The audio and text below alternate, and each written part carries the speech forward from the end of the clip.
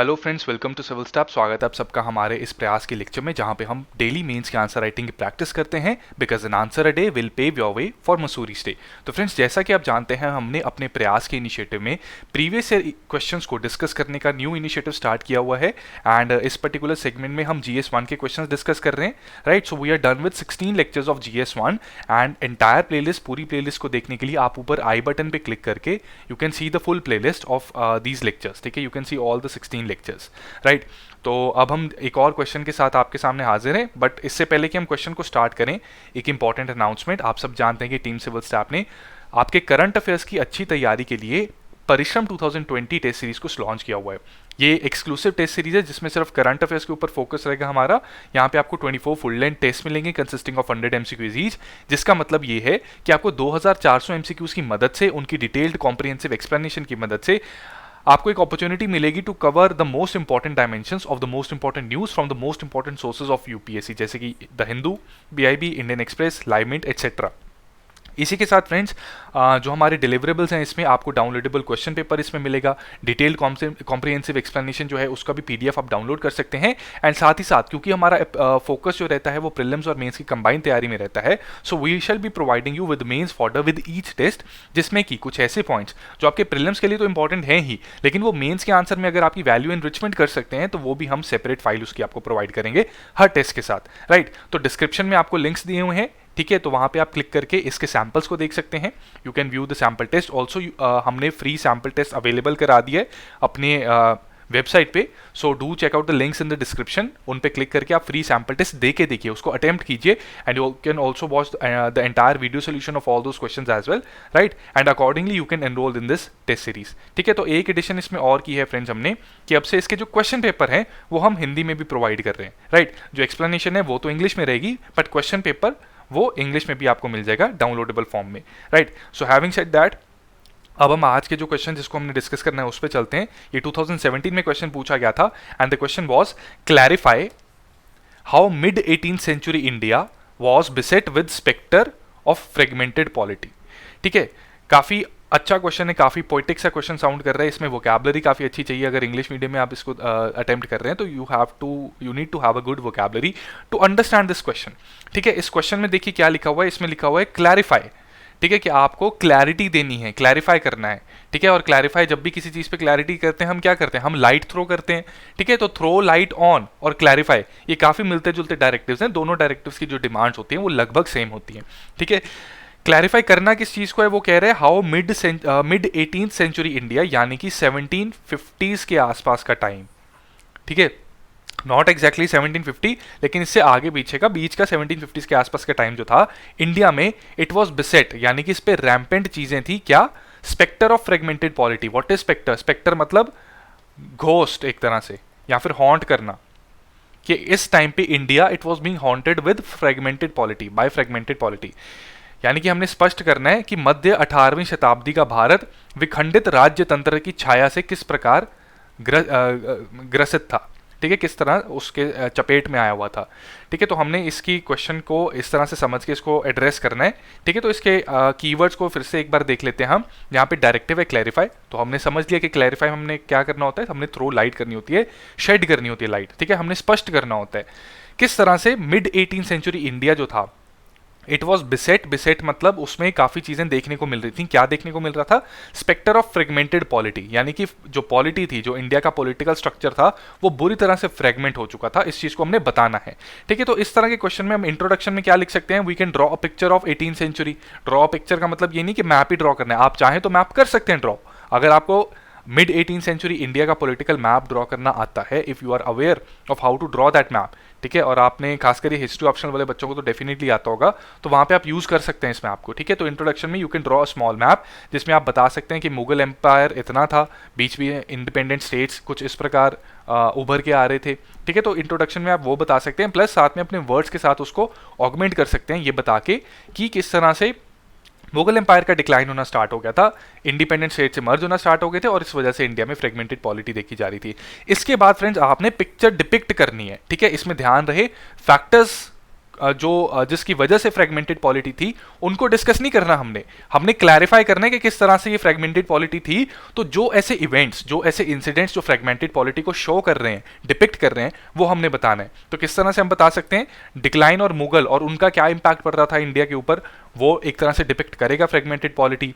Independent states emerge कर रही थी और आपस में लड़ भी रही थी, ये चीज़ भी डिपिक्ट कर रही है कि पॉलिटी फ्रेगमेंटेड थी। इसके बाद फॉरेन इन्वेजन्स हो रही थी, वो इन्वेजन सक्सेसफुल इसलिए हो रही थी क्योंकि इंडिया में सब यूनाइटेड नहीं थे, सभी everyone had its own axe to grind, and for that reason no one was cooperating with each other to protect India from these foreign invasions। तो foreign invasions भी जो हो रही थी, चाहे वो अहमद शाह अब्दाली की हो, नादिर शाह की हो, ये सारी डिपिक्ट करती हैं कि इंडिया की फ्रेगमेंटेड पॉलिटी थी, नो वन वॉज यूनाइटेड। ठीक है, मिलिट्री सपोर्ट हमारा प्रॉपर नहीं था उस टाइम पे। And lastly internal disputes and the British factor. आप सब जानते हैं कि ब्रिटिश ने हमारे इंडिया में जो हमारे राज्यों के, ठीक है, राजाओं के, राज रजवाड़ों के जो आपसी मतभेद थे, उनकी फैमिलीज के अंदर जो डिस्प्यूट्स चलते रहते थे, उसका खूब फायदा लिया। ठीक है, मराठास में भी आप सब जानते हैं कि इंटरनल डिस्प्यूट्स चल रहे थे। ठीक है, और भी कई ऐसे किंगडम्स थे जिनमें इंटरनल डिस्प्यूट चल रहे थे। तो ब्रिटिश उन फैमिलीज को, राज करने वाली फैमिलीज को, रजवाड़ों को आपस में डिवाइड करके एक कंप्लीट स्टेट ऑफ एनार्की को एक तरह से जन्म दे रही थी। ठीक है, तो ये सारी ऐसी कंडीशंस हैं जिससे हमें पता लगता है कि फ्रेगमेंटेड पॉलिटी थी इंडिया में। ठीक है, तो हमने डिपिक्ट करवाना है। ठीक है, फैक्टर्स डिस्कस नहीं करने, फ्रेगमेंटेड पॉलिटी थी, हमारा फोकस इस चीज पे होना चाहिए। क्यों थी, इस चीज पे इतना नहीं होना चाहिए। और क्यों नहीं होना चाहिए, क्योंकि 150 वर्ड्स में हमने आंसर लिखना है, तो we don't have the liberty to deviate from what has been asked. ठीक है, तो ये आपने ध्यान रखना है इस बात का, और इसके बाद ये सारे पॉइंट्स डिस्कस करके आप अपने आंसर की कंक्लूजन दे सकते हैं। ठीक है, इसमें पिटफॉल फ्रेंड्स यही होगा। पिटफॉल मतलब कि किस तरह से आप फंस सकते हैं, गलत कर सकते हैं कुछ, इसमें वो यही रहेगा कि आप अगर फैक्टर्स को इन्यूमरेट करके उनको एक्सप्लेन करने बैठ गए, तो आप इस क्वेश्चन की डिस्कशन को, इस क्वेश्चन की डिमांड को फुलफिल नहीं कर रहे। क्वेश्चन की डिमांड फैक्टर्स को डिस्कस करना नहीं है या इन्यूमरेट करना नहीं है। इस क्वेश्चन की डिमांड है कि उन इवेंट्स को, इंसिडेंट्स को पोर्ट्रे करवाना जिससे पता लगे साफ कि पॉलिटी फ्रेगमेंटेड थी। राइट, तो आई होप आपको इसकी डिमांड क्लियर हो गई है, आपको इसका स्ट्रक्चर भी क्लियर हो गया है। नाउ लेट्स सी कि हम इसको कैसे लिख सकते थे। अब फ्रेंड्स, एक चीज़, कई बच्चों के डाउट आते हैं, हमें फ़ोन कॉल्स भी आई हैं, मेल्स भी आई हैं, ठीक है, एंड कमेंट्स भी आते हैं कि हम जो इसमें डिस्कशन कर रहे हैं, हमारा वर्ड लिमिट यहाँ पे थोड़ा एक्सीड करता है। फ्रेंड्स, ये डेफिनेटली एक्सीड करता है। We deliberately do it. Why? Because हम इसमें कुछ एडिशनल पॉइंट्स आपको देना चाहते हैं ताकि आप को चीजें समझ लग सकें। ठीक है, it's up to you how you want to use those points in a condensed form to make your answer apt and within the constraint of the word limit, that is 150 words or 250 words or 200 words as the case may be। ठीक है, I hope you are very well clear that the information being provided to you, ठीक है, जो आपको यहाँ पे जानकारी मिलती है वो एक्सपैंडेड फॉर्म में है, उसमें वर्ड्स हम ज़्यादा खर्चते हैं ताकि आपको चीज़ें क्लियर हों। ठीक है, पर आप उनको यूज़ कैसे करते हैं, कैसे वर्ड्स में यूज, किस तरह से उसको यूज़ करते हैं, ये आपके ऊपर है। अगर हम सपोज 300 वर्ड्स का भी आपको आंसर देते हैं, आप इन 300 वर्ड्स को यूज़ करके, कुछ अपनी एडिशंस करके, you can make it a 450 words short essay, short passage. Alternately, you can condense it and you can write an answer of 120 words as well। तो हमारा ऑब्जेक्टिव है कि जो बेयर मिनिमम चीज़ें एक अच्छा आंसर लिखने के लिए आपको चाहिए, वो आपको प्रोवाइड की जाए, और एक सही डायरेक्शन, सही ओरिएंटेशन जिससे आंसर लिखना चाहिए, वो आपको प्रोवाइड किया जाए। राइट, किस तरह से आंसर लिखना है, it's all up to you, and the actual choice of words will depend upon you when you write the answer in your mains exam. ठीक है, having said that, let's see इसकी introduction में हम क्या लिख सकते थे। एक्चुअली आप क्या लिखना चाहते हैं, इट्स अप टू यू। ठीक है, तो इंट्रोडक्शन में वी कैन स्टार्ट विद कि with the gradual decline of Mughal Empire, India in 18th century was witnessing a period of turmoil। Mughal empire एक ऐसी सेंट्रल अथॉरिटी थी जिसने एक तरह से इश्यूज तो उसके राज में भी थे, मुगल्स के राज में भी थे, बट स्टिल एक ऐसी सेंट्रल अथॉरिटी थी जिसने इंडिया को एक तरह से इकट्ठा करके रखा हुआ था। ठीक है, बट अगर ऐसी सेंट्रल अथॉरिटी वीक होना स्टार्ट हो जाए तो उससे क्या होता है, उससे एक तरह से एनार्की मतलब अराज्यता, वो पनपनी शुरू हो जाती है, जिसकी वजह से एक फ्रेगमेंटेशन होनी स्टार्ट हो जाती है। राइट, तो इस पीरियड में टर्मोइल का पीरियड था, यानी एक केओस का पीरियड था, राजनीतिक उठापटक का पीरियड चल रहा था काफी। ठीक है, and interplay of several strategic, political and administrative factors beset India, या फिर आप लिख सकते हैं had beset India with the spectre of fragmented polity. ठीक है, अब आपने यहाँ पे फैक्टर्स बता दिए, सिर्फ उनका ओवरव्यू दिया है, एक्सप्लेन नहीं किया, विच इज फाइन। ठीक है, क्योंकि ये क्वेश्चन की डिमांड भी नहीं है। यू हैव जस्ट रिटन कि कई सारे फैक्टर्स थे, जैसे कि स्ट्रेटेजिक फैक्टर्स थे, ठीक है, डिप्लोमेसी थी आपस में राज्यों की, ठीक है, पॉलिटिकल फैक्टर्स थे, पॉलिटिकल इंटरप्ले, जो पावर स्ट्रगल चल रहा था, एडमिनिस्ट्रेटिव फैक्टर्स भी जो थे कि कई मनसबदार जो थे वो अपनी मनमानी करनी स्टार्ट कर दी थी मुगल्स के अंदर। इन सारे फैक्टर्स के लाइट में इंडिया जो था उसकी फ्रेगमेंटेड पॉलिटी होना स्टार्ट हो गई थी, right? You can write this and as a connecting line you can briefly write this can be further understood in the light of the following events of the history. इसके बाद अपने events को आप बताना start करेंगे, जिसमें कि start आप करेंगे डिसेंट्रलाइजेशन ऑफ पावर से। Here you can again write कि gradual decline of Mughal empire, जो हमने इंट्रोडक्शन दी थी उसको अब हम एक्सपैंड करेंगे, हम एक्सप्लेन करेंगे और सब्सटैंशिएट करेंगे, ठीक है? यहाँ पे एग्जाम्पल्स देनी बहुत जरूरी है, because something if you want to clarify something you need to give examples, ठीक है? जस्ट इमेजिन कि हम आपको कोई कॉन्सेप्ट समझाते हैं, ठीक है, लेकिन अगर उसमें हम एग्जांपल ना दें तो वो कॉन्सेप्ट शायद आपको उतना क्लैरिटी से ना समझ आए, ठीक है? हमने क्लैरिफाई नहीं किया, बट अगर हम एग्जांपल दे दें, ठीक है, और डेली लाइफ से एग्जांपल दे तो आपको बेटर समझ लग पाएगा, यानी वो कॉन्सेप्ट आपको क्लैरिटी से समझ आया, हमने उसको क्लैरिफाई किया। सिमिलरली यहाँ पे भी हम वही चीज कर रहे हैं। अब इसमें हम लिख सकते हैं that gradual decline of Mughal empire due to weak governance and incompetent successors gave rise to number of strong empires such as Maratha Confederacy, the Sikhs, the Rohillas, kingdoms of Oudh, Mysore, Rajputs, Travancore, province of Bengal, and other small kingdoms, independent rulers and vassals। ठीक है, तो ये सारी week decentralisation की वजह से एक strong decentralisation की वजह से और वीक सेंट्रल अथॉरिटी की वजह से कई सारे इंडिपेंडेंट किंगडम्स उभरने स्टार्ट हो गए, जिनमें से कई किंगडम जो थे वो काफ़ी स्ट्रॉन्ग भी थे, जैसे कि मराठा, द सिख्स इन पंजाब, रोहिलास, अवध या औध, ठीक है, ब्रिटिश इसको औध कहते थे, हम इसको अवध कहते हैं, ठीक है? तो ये सारे पनपने स्टार्ट हो गए and many a times these empires were at loggerhead against each other, मतलब आपस में ही झगड़ते रहते थे। जैसे मराठास एंड सिख्स की भी वॉर हुई थी, ठीक है, सिमिलरली कई और किंगडम्स की आपस में लड़ाइयाँ हुई थी, thereby besetting India with spectre of fragmented polity. अब इतने सारे एक सेंट्रल अथॉरिटी वीक हो गई, ठीक है, कई इंडिपेंडेंट स्टेट्स उभर गए, लेकिन अगर वो इंडिपेंडेंट स्टेट्स आपस में कोऑर्डिनेशन से रहें तब भी हम कह सकते हैं कि पॉलिटी अभी भी ठीक है, it is not that fragmented. But अगर वो आपस में लड़ना स्टार्ट हो गए हैं तो इट्स क्लियरली एन इंडिकेशन कि पॉलिटी जो है वो हमारी फ्रेगमेंटेड है and India has been beset with the spectre of fragmented polity. इसके बाद इमर्जेंस ऑफ इंडिपेंडेंट स्टेट्स, जो इसी में हमारा एक तरह से इंक्लूडेड है पॉइंट। देखिए इसमें से फ्लो चार्ट बनेगा एक, डिसेंट्रलाइजेशन की वजह से क्या हुआ, इमर्जेंस ऑफ स्टेट। इस फ्लो चार्ट को आप याद रखिए और अपने आंसर में यूज कीजिए। Emergence of independent states, emergence of independent states की वजह से जो सेंट्रल अथॉरिटी है, जो किंग है, ठीक है, जो मुगल्स हैं, जो कि अभी भी सॉवरन की तरह उनको माना जाता है लेकिन उनकी इतनी अथॉरिटी ओबे नहीं की जाती, वो रिलाय नहीं कर सकते, जो किंग है ही cannot rely on these states in case of foreign invasion। ठीक है, अब रिलाय नहीं कर सकते तो ये चीज तो इन्वेडर्स को भी पता होगी, तो क्या होगा, इन्वेजन्स होंगी। इन्वेजन्स के बाद क्या होगा, एक दूसरे पे ब्लेमिंग स्टार्ट हो जाएगी। जैसे कि एक राज्य है, उसको राज्य को इन्वेड किया गया, ठीक है, उसके बाद उन्हीं की राज करने वालों की फैमिली में से कई मौका परस्त लोग क्या कहेंगे कि हमारा राजा वीक है, मुझे राजा बनाना चाहिए, और आपस में क्या बिकरिंग स्टार्ट हो जाएगी, ठीक है, इंटरनल डिस्प्यूट्स आ जाएंगे, internal disputes of kingdoms.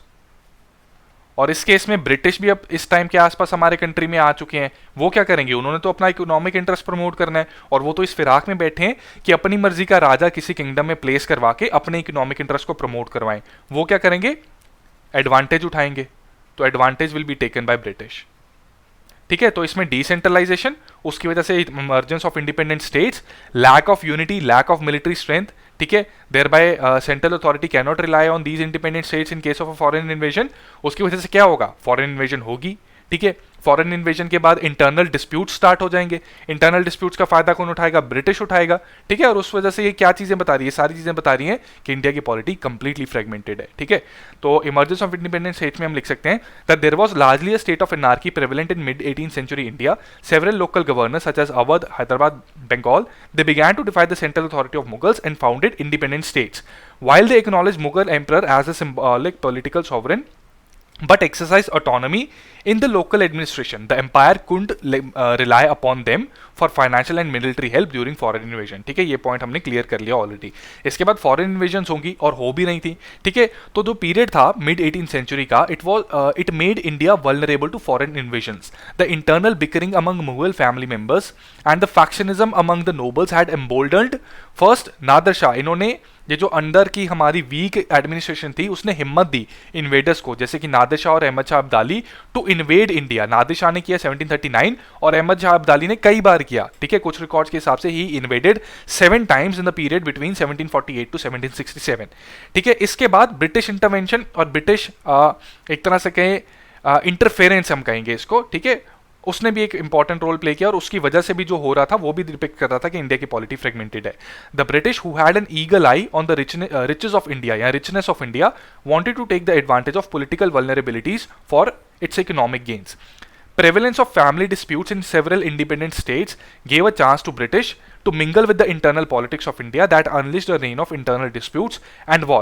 For example, आप example में कर्नाटिक, जिसको आज हम कर्नाटका के नाम से जानते हैं उस रीजन को, ठीक है, कर्नाटिक की एग्जांपल दे सकते हैं जहां पे चंदा साहिब से लेके मोहम्मद अली तक कई रूलर्स चेंज किए गए and all these were the puppet rulers of Carnatic state who were installed, who were then toppled and who were assassinated by British and French generals just for the sake of promoting their own interest, ठीक है। तो यहाँ पे जो हमने अभी एक supply chain देखी थी, सप्लाई चेन नहीं, एक फ्लो चार्ट हमने देखा था कि डिसेंट्रलाइजेशन, फिर से हम रिवाइज कर लेते हैं, डिसेंट्रलाइजेशन, इससे क्या हो रहा है, इंडिपेंडेंट स्टेट्स हो रहे हैं।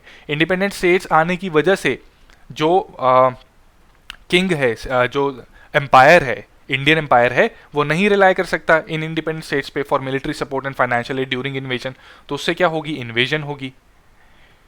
इन्वेजन से इंटरनल बिकरिंग स्टार्ट हो जाएगी, तो उसके बाद क्या होगा, ब्रिटिश इंटरफेरेंस होनी स्टार्ट हो जाएगी। ब्रिटिश इंटरफेरेंस स्टार्ट हो जाएगी तो ग्रेजुअली ब्रिटिश को एक पाइप मिल जाएगी, या हम कहें conduit, it will get a conduit to take over the administration of India, ठीक है। और ये चीज़ आपके किसी और आंसर में भी काम आ सकती है। ये सारी सिचुएशन जो थी, ये जो फ्रेगमेंटेड पॉलिटी थी, इट प्रोवाइडेड अ कॉन्डुइट, ठीक है, एक रास्ता दिया ब्रिटिश को to take over the administration of India that was in complete shambles, ठीक है। तो ये भी आप अपने किसी और आंसर में भी यूज कर सकते हैं, ठीक है। इसके बाद आप वॉर्स की भी बात कर सकते हैं, if you have the word limit, ठीक है। अगर वर्ड का कॉन्स्टेंट इतना नहीं है तो कुछ वॉर्स भी हुई थी, तो जब वॉर्स होती हैं वो भी क्लियरली डिपिक्ट करती हैं कि जो पॉलिटी है वो कंप्लीटली फ्रेगमेंटेड है। नॉर्मल एक स्ट्रॉन्ग पॉलिटी में वॉर्स इतनी ज़्यादा नहीं होती, बट इंडिया में कई सारी वॉर्स हुई, जिस जो आपके सामने यहाँ पे मेंशन्ड है। पीडीएफ में हम आपको ये सारी चीज़ें प्रोवाइड करेंगे, तो you can revise from there as well, ठीक है। तो ये सारी वॉर्स भी जो हुई, देवर ऑल्सो एन इंडिकेशन कि Indian polity was being haunted by fragmentation of the polity, ठीक है। तो ये हम लिख सकते हैं। इसके बाद हम कंक्लूजन देंगे। In the conclusion we can write that this period showed lack of any strong central authority and was marked with political fragmentation and regional instability.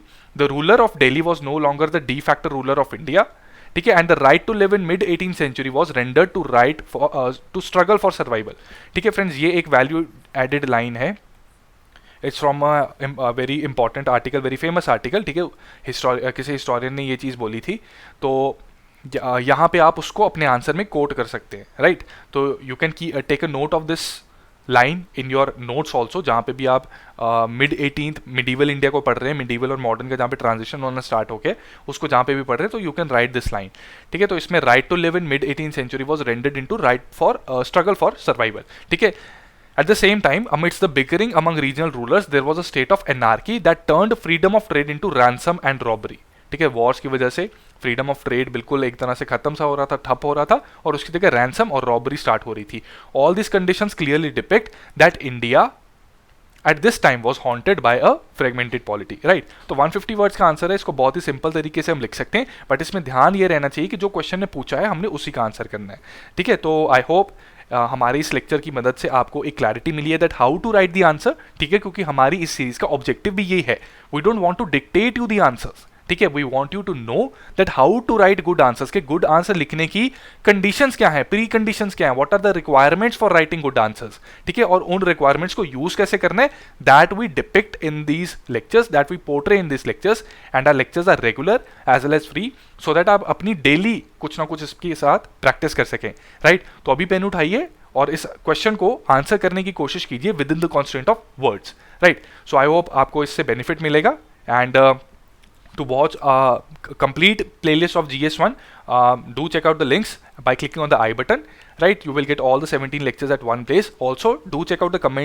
Comment section. वहाँ पे हमने कमेंट पिन कर रखा है जो आपको हमारी वेबसाइट पे ले जाएगा, जहाँ पे हमने प्रयास का एक स्पेशल कोर्स बना के रखा है प्रीवियस ईयर मेंस क्वेश्चन का. उसमें GS wise we are building up previous year mains question. ठीक है, तो एक ही जगह पे आपको सारे जीएस के प्रीवियस ईयर मेंस क्वेश्चन मिल जाएंगे फ्रॉम 2013 टू 2018. एंड फ्रेंड्स, हमारा टेलीग्राम पे भी ग्रुप है जिसका लिंक आपको डिस्क्रिप्शन में मिल जाएगा. Do check that link as well, right.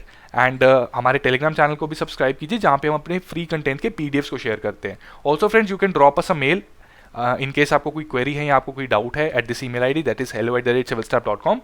Or alternately, you can give us a call at this number, that is 81462 07241. With that, friends, I wish you all the best for your exam. May God bless you. Thank you so much.